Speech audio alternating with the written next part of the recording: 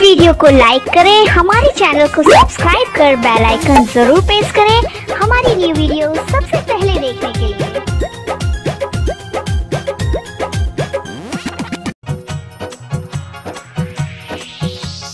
DJ Lal बाबू, DJ Lal बाबू,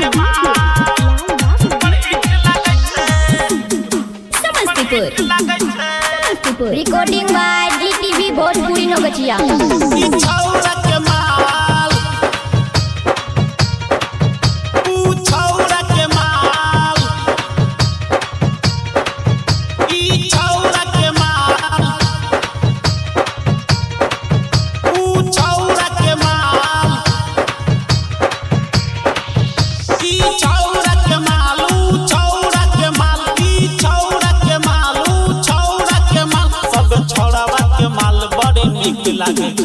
नेपाल वाली माल सुपर हिट लागे छे, नेपाल वाली माल सुपर हिट लागे छे, सुपर हिट लागे छे।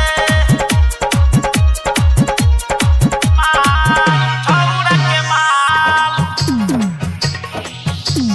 डीजे लाल बाबू, हिट लागे छे, लाल बाबू, लाल बाबू। छौरा के माल सुपर हिट लागे छे। समस्तीपुर।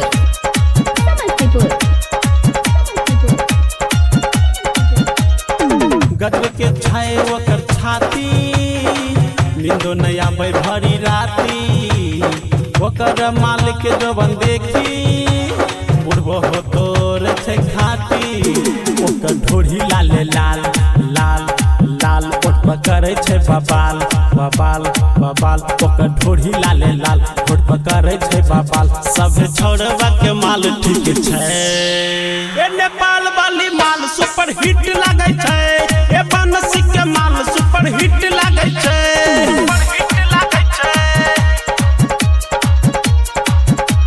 ए बनसी के माल सुपर हिट लागे छे।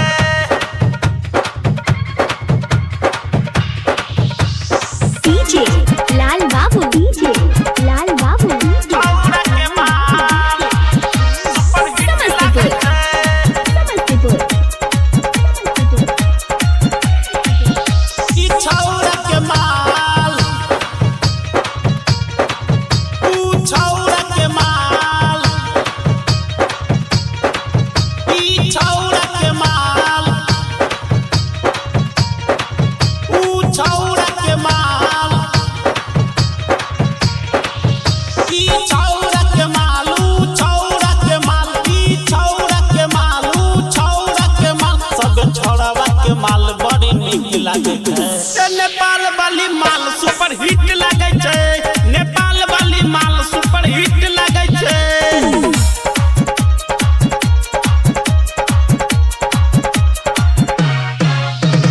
मार झसेंट गमकौआ, पीछे पड़ल पूरा गौआ।